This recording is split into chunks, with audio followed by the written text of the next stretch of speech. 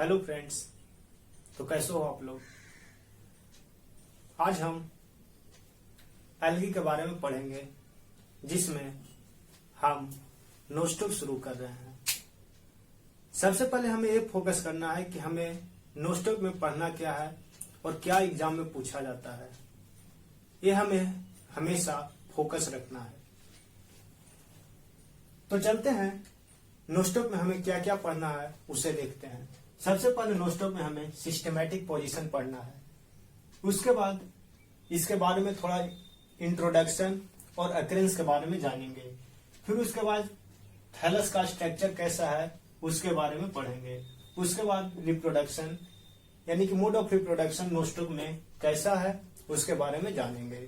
तो चलते हैं, स्टार्ट करते हैं सिस्टमैटिक पोजीशन से। तो अब हम नोस्टोक के सिस्टमैटिक पोजीशन को देखते हैं। नोस्टोक को हम ब्लू ग्रीन एल्गी कहते हैं, जो एक साइनोबैक्टीरिया है। ब्लू ग्रीन एल्गी साइनोबैक्टीरिया होता है। तो उसमें हम सिस्टमैटिक पोजीशन में देखते हैं तो डिवीजन जो है वो साइनोफाइटा है, जिसको हम साइनोबैक्टीरिया भी कर सकते हैं। साइनोफाइटा या फिर साइनोबैक्टीरिया, इसका डिवीजन हुआ। क्लास साइनोफाइसी है, ऑर्डर नोस्टोकेल्स है, फैमिली नोस्टोकैसी है, जीनस नोस्टोक है और स्पेसीज एसपीएस लिख रहे हैं। अगर कोई भी स्पेसीज एक हो जीनस में तो एसपी लिखेंगे, और अगर उसका नंबर एक से ज्यादा हो तो हम प्लूरल में उसको लिख रहे हैं, इसीलिए यहाँ एसपीएस लिखा गया। अब हम चलते हैं इसके इंट्रोडक्शन और अक्रेंस की ओर। The species of Nostoc occur in fresh water as well as terrestrial habitat. यह नोस्टोक जो है वो फ्रेश वाटर में भी as well as terrestrial habitat यानी कि पानी के साथ साथ वैसे जमीन जहां पे डैम्प है, थोड़ी सी नमी हो, वैसे जगह पे भी ये पाए जाते हैं। फ्रेश वाटर स्पेसीज जो है वो फॉर्म करता है large colony on the surface of water which vary from few millimetres to 8 centimetre और एबव। फ्रेश वाटर स्पेसीज जो है वो लार्ज कॉलोनी बनाएगा इस तरह से, और इसका जो लेंथ होगा या फिर इसका जो एरिया होगा वो कुछ मिलीमीटर से लेके 8 सेंटीमीटर या उससे भी ज्यादा ये डेवलप हो जाता है। टेरेस्ट्रियल मेंबर जो है फॉर्म्स रबरी सीट, रबर की सीट की तरह, जैसे कि डैम्प सॉइल पे रबर सीट की तरह ये डेवलप होते हैं। तो उसके बाद कहता है कि they also form symbiotic association, यानी कि नोस्टोक के कुछ स्पेसीज जो हैं वो सिम्बायोटिक एसोसिएशन बनाते हैं with fungi to form lichen और with higher plant. Some species are found in the coralloid roots of Cycas. Cycas के कोरलोइड रूट में प्रेजेंट होंगे, या फिर एंथोसेटरस के थैली में भी ये दिखाई देते हैं। कुछ नोस्टोक के स्पेसीज जो हैं वो राइस के फील्ड में भी डेवलप करते हैं, और वहां नाइट्रोजन फिक्सेशन करके सॉइल के फर्टिलिटी को इंक्रीज करते हैं। अब हम नोस्टोक के थैलस स्ट्रक्चर को देखते हैं। नोस्टोक के थैलस स्ट्रक्चर में कहता है कि जो ट्राइकोम है वो यूनिसेरिएट यानी कि सिंगल रोज में डेवलप होने वाला है। ये सिंगल रोज में ही डेवलप करेगा। यूनिसेरिएट एंड ब्रांच्ड, और इसमें ब्रांच कहीं से नहीं निकलेगा। Which are twisted in various way, और यह ट्विस्ट करेगा हर एक ढंग से। जितने भी इसे बे मिलेगा, जितने भी इसे जगह मिलेंगे, वहां से ट्विस्ट करके अपना साइज जो है वो लार्ज करते कोम कहेंगे। ए सिंगल फिलामेंट नोस्टोक को हम ट्राइकोम कहेंगे। ये जो ट्राइकोम है, each trichome is enveloped in gelatinous sheath which is transparent, hyaline और कलर्ड। ये जो ट्राइकोम है वो इन्वेलप करेगा इन गेलाटिनस शीट। गेलाटिनस शीट का मतलब होता है जेली लाइक सब्सटेंसेस, जो ट्रांसपेरेंट होगा या फिर ट्रांसलूसेंट भी हो सकता है और कलर्ड भी हो सकता है। वेन मेनी ट्राइकोम, यह अभी एक ट्राइकोम है, जब इसी तरह से सेवरल ट्राइकोम एक साथ एग्रीगेट होगा यानी कि कलेक्ट होगा, तो जो गिलाटिनस शीथ जो था वो डिजोल्व हो जाएगा इन वाटर में और फॉर्म कर जाएगा various shapes and size of colonies. The trichome of Nostoc is characterised by the presence of heterocyst. जब ये हेटेरोसिस्ट किसी भी ट्राइकोम में प्रेजेंट होगा तो वही उसका कैरेक्टरिस्टिक्स फीचर है कि वो साइनोबैक्टीरिया ग्रुप में आता है। और ये हमेशा याद रखना है कि हेटेरोसिस्ट हमेशा साइनोबैक्टीरिया ग्रुप में ही होगा और किसी ग्रुप में नहीं होगा, जो कि नाइट्रोजन फिक्सेशन करने का यह एक साइट है अंडर एरोबिक कंडीशन। अब हम इसके रिप्रोडक्शन में आते हैं। तो रिप्रोडक्शन में कहता है कि इट प्रोड्यूसेस और रिप्रोड्यूसेस बाय वेजिटेटिवली ओनली, यानी कि इसमें सेक्सुअल रिप्रोडक्शन पूरी तरह से एब्सेंट है।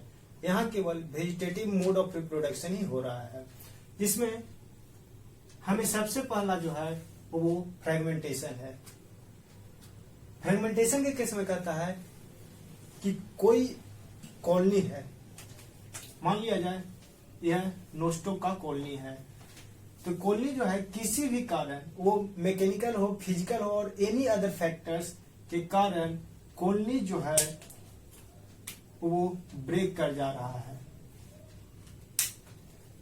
तो ये दो कॉलोनी जो बना, एक और एक दो, ये दोनों के पास इतना कैपेसिटी है, टेंडेंसी है कि दोनों एक अलग अलग सेपरेट इंडिपेंडेंट न्यू कॉलोनी का फॉर्मेशन कर देगा।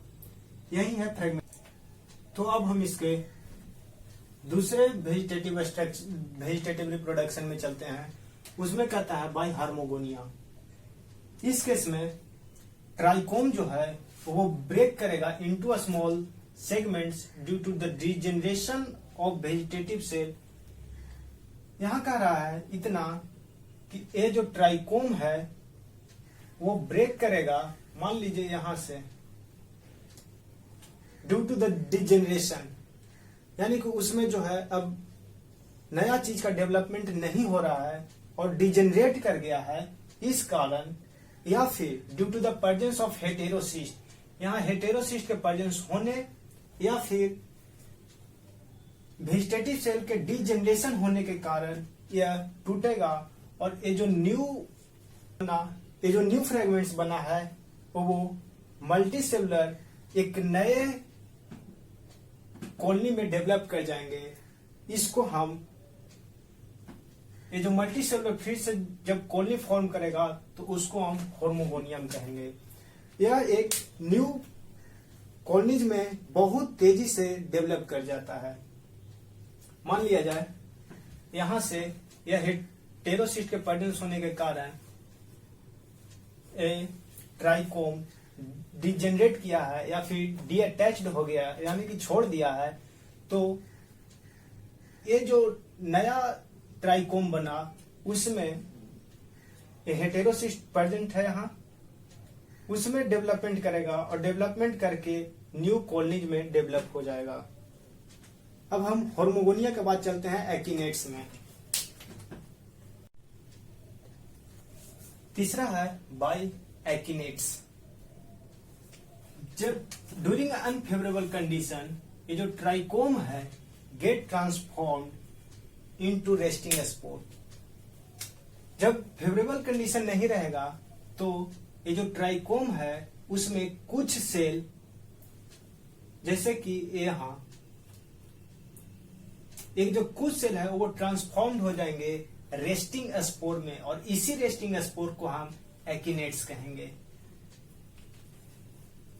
दीज सेल्स है, इन सेल्स के पास 3 एक्स्ट्रा लेयर यानी कि 3 एडिशनल लेयर का प्रेजेंट होगा as compare to the normal cells of these trichome. और इसके प्रोटोप्लाज्म जो है इसके पास अबंडेंट फूड मटेरियल होगा for the survival during unfavourable condition. ये एकिनेट्स जो है वो रेसिस्टेंस होंगे, यानी कि वो अनफेवरेबल कंडीशन में सरवाइव कर जाएंगे, मतलब कि कोल्ड हो या ड्राउट हो, इससे इसका मतलब नहीं है, ये सरवाइव कर जाएंगे।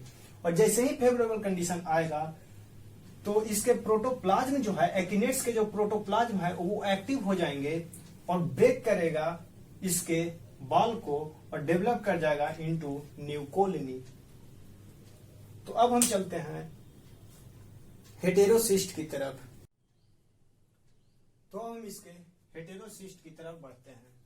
बाय हेटेरोसिस्ट, इस केस में कहता है कि जो हेटेरोसिस्ट है एक्ट करेगा एज ए रेस्टिंग स्पोर, और उसके जो हेटेरोसिस्ट का प्रोटोप्लाज्म वो फंक्शनल हो जाएगा और जर्मिनेट कर जाएगा न्यू ट्राइकोम में। यहाँ जो हेटेरोसिस्ट है वो रेस्टिंग स्पोर में फंक्शंस करेगा और इसके जो प्रोटोप्लाज्म है वो फंक्शनल हो जाएंगे और जर्मिनेट कर जाएगा टू फॉर्म न्यू ट्राइकोम। जो प्रोटोप्लास्ट है वो डिवाइड करेगा into 2 cells by transverse division, और ये 2 सेल्स में भी एक बार फिर ट्रांसवर्स डिवीजन होगा और 4 जर्मलिंग सेल का फॉर्मेशन होगा।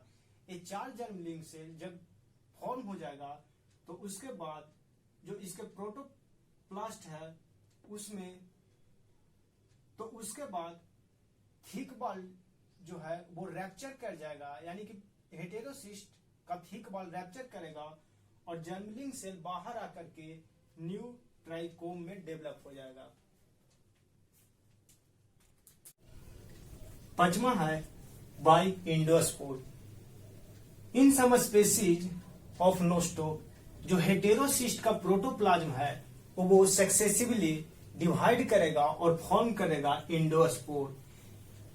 जब कंडीशन फेवरेबल होगा तो इसके बाल जो है वो रैप्चर करेगा, ब्रेक करेगा और इंडोस्पोर जो और राउंडेड इंडोस्पोर बाहर आएगा और फॉर्म कर जाएगा न्यू ट्राइकोम में।